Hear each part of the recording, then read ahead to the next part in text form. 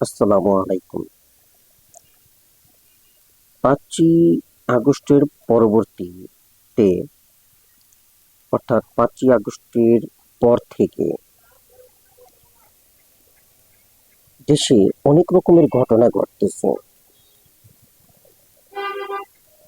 যাদেরকে দলের মধ্যে খুব মুখ্য দেখা গেছে, কিংবা যারা তৃণমূলেও ছিল ৫ই আগস্টের পরে অনেককেই কাউকে খুঁজে পাওয়া যায়নি। কিছু কিছু মানুষ, মহিলা পুরুষ সরব হয়েছেন। তারা ভিডিওতে এসে বিভিন্ন রকমের কন্টেন্ট তৈরি করেছেন ফেসবুকে, ইউটিউবে। অনেক ট্রলের শিকার হয়েছেন কিংবা নির্যাতনের শিকার হয়েছেন, যার ফলশ্রুতিতে অনেকেই দমে গেছেন। তাদের অনেককেই কাউকে দেখা যায় না। কিন্তু এই যে মহিলাটাকে দেখতে পাচ্ছেন, এই মহিলাটি ৫ই আগস্টের পর থেকে সমানভাবে সরব আছে। এখন পর্যন্ত সে আওয়ামী লীগের জন্য, বিশেষ করে শেখ হাসিনার নাম নিয়ে সে শেখ হাসিনার জন্য অনেক সরব। এই দেশের যত উন্নয়ন বা এই দেশের মুক্তিযুদ্ধের যত অবদান, এই দেশটি যে আজকে এই পর্যায়ে এসেছে, এর সব কিছুর পিছনের অবদান হিসাবে সে শেখ হাসিনাকেই দেখতে পায়। অর্থাৎ আওয়ামী লীগ দলটাকে সে প্রচন্ডভাবে ভালোবাসে এবং শেখ হাসিনার হয়ে সে বিভিন্ন নির্যাতন সহ্য করে আসতেছে ৫ই আগস্টের পর থেকে। বেশ কয়েকবার এই মহিলাটিকে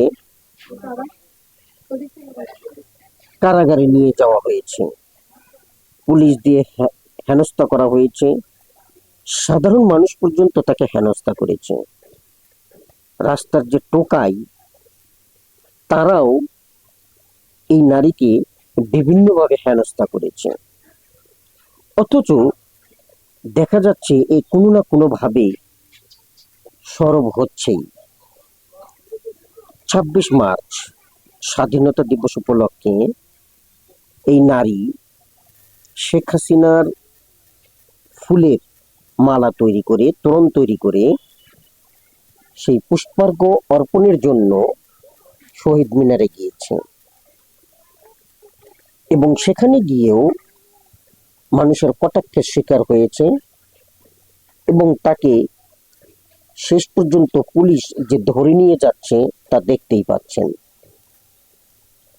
তো এমনি ভাবে বিভিন্নভাবে নির্যাতন সহ্য করেও এই মেয়েটি কোনোভাবে নিবৃত হচ্ছেন না বা থেমে যাচ্ছেন না। সে তার কার্যক্রমকে চালিয়েই যাচ্ছেন এবং তার যে আওয়ামী লীগের প্রতি ভালোবাসা, শেখ হাসিনার প্রতি যে ভালোবাসা, তার বহিঃপ্রকাশ তিনি দিয়েই যাচ্ছেন, অথচ একজন মহিলা, নারী হয়ে। এই কথাগুলো আমি কেন বলছি? এই কথাগুলো বলছি এই কারণে, ঠিক এমনি ভাবে ৫ই আগস্টের আগে ১৭টি বছর বিএনপির যারা তৃণমূলে ছিল, তারা এমনিভাবে বহু কষ্ট সহ্য করেছে। ঘরে ভাত খেতে পারেনি, পাট খেতে ঘুমাতে হয়েছে, ধান খেতে ঘুমাতে হয়েছে, কিংবা জঙ্গলে থাকতে হয়েছে। কেউ কেউ তো বড় বড় দাড়ি বানিয়ে তাবলিগে, জামাতের সহিত মিশে গেছে।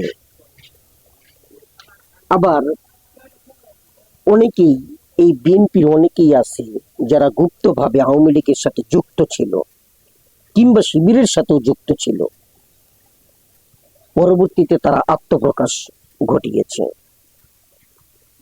অথচ এমনি ভাবে অনেক বহু নেতাই আছে যারা এই যে ১২ই ফেব্রুয়ারির যে নির্বাচন হয়েছে, একবার চিন্তা করে দেখুন তো, তাদের মধ্যে কতজন এই এমপি, মিনিস্টার ইত্যাদি সারিতে আসতে পেরেছেন, কিংবা তারা নির্বাচন করতে চাইলেও কি করতে পেরেছেন কিনা, শুধু ত্যাগই স্বীকার করে যাচ্ছেন।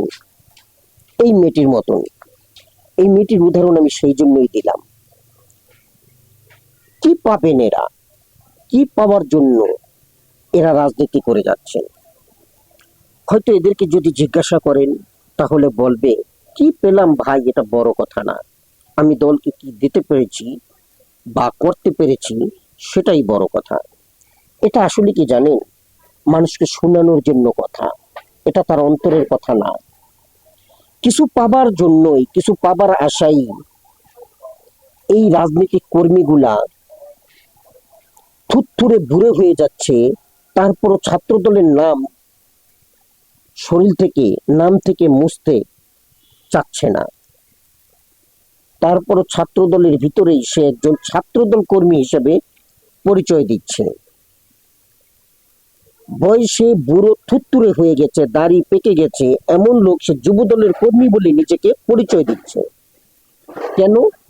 শুধুমাত্র এই দলের হয়ে তারা নির্বাচন করবে, এমপি মিনিস্টার হবে, দলের একজন প্রথম সারির বা দ্বিতীয় সারির বা তৃতীয় সারির পর্যায়ে গিয়ে পৌঁছাবে, একদম তৃণমূল থেকে তারা ওইখানে যাবে এমন আশা করে, অর্থাৎ বড় হবার আশা নিয়েই সবাই রাজনীতি করে, কিংবা কেউ চাকরি বাকরি করে, যেটাই করুক না কেন বড় হবার আশা বা আকাঙ্ক্ষা এটা সবার মাঝেই থাকে। কিন্তু এই যে মেয়েটি এইভাবে তার নারীত্বকে বিসর্জন দিচ্ছে এবং কারাবরণ করতেছে, হেনস্থার শিকার হচ্ছে,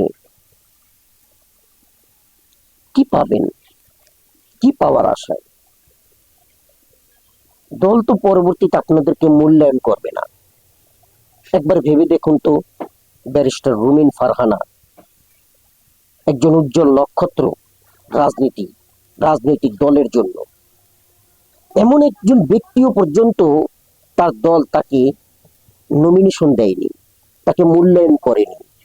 অথচ তার আত্মবিশ্বাসের কারণে সে নির্বাচন করে জয়ী হয়ে দেখিয়ে দিয়েছে যে না, তার চাহিদা আছে বা মানুষ বা জনগণ তাকে চায়। অথচ দল তাকে মূল্যায়ন করে না। দল মূল্যায়ন করবে কাকে?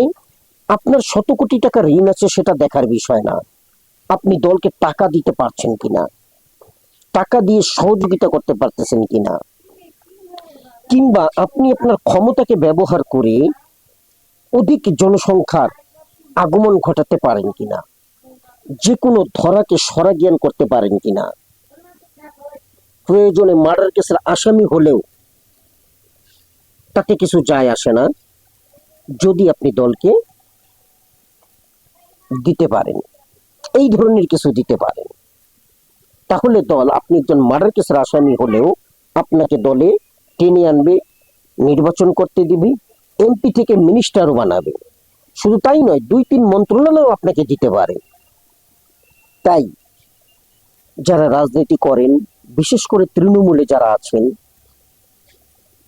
এখন আরেকটি কথা না বলেই পারতেছি না।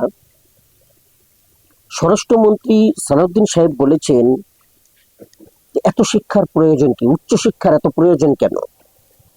আবার তার সুরে সুর মিলিয়ে আরেকজন এমপিও বলেছেন যে উচ্চশিক্ষা শুধু তারাই করবে যারা দেশকে কিছু দিতে পারবে। আচ্ছা, যারা পড়ালেখা করে তারা কি দেশকে কিছু দিতে চায় না? বা যারা পড়ালেখা করে না তারাও কি দেশকে কিছু দিচ্ছে না? তাহলে পড়ালেখাটাকে আপনি কেন অফ করতে চাচ্ছেন? কারণ এই জন্যই অফ করতে চাচ্ছে, তারা উচ্চশিক্ষা এই জন্যই দিতে চায় না, এই কারণেই যাতে করে ওই তৃণমূলের লোকগুলো তাদের সমপর্যায়ে এসে না পড়ে। কারণ ওই তৃণমূলের লোকগুলো যদি তাদের সমপর্যায়ে এসে পড়ে তাহলে তাদের নেতৃত্ব থাকে না। এর জ্বলন্ত উদাহরণ হাসনাত। তার দিকে তাকিয়ে দেখুন, আজকে এই ছেলেটি পড়ালেখা করে একটা ভার্সিটির ছাত্র, সে সংগ্রাম করে আজকে নেতা হয়েছে, এমপি হয়েছে। আর এমপি হবার পরে এমন এমন কাজ করতেছে, জনকল্যাণমূলক কাজ করতেছে, দেশের জন্য যা করতেছে তা অন্যান্য যারা এমপি মিনিস্টার আছে এবং যারা নির্বাচন করেছেন তাদের ঘুম হারাম হয়ে গেছে। বিশেষ করে যারা অসৎ, আর বেশিরভাগই অসৎ, বেশিরভাগই ইচ্ছা এই ক্ষমতায় থেকে এই এমপি মিনিস্টার হয়ে এখান থেকে কি কি হাসিল করা যায়, কিন্তু এই হাসিল করার পথে বাধা হয়ে দাঁড়িয়েছে এখন হাসনাত। এই হাসনাত আব্দুল্লাহ হাদির মতন কবে নিঃশেষ হয়ে যায় বা কবে শেষ হয়ে যায়, এটাই শুধু এখন বাংলাদেশের দেখার অপেক্ষা।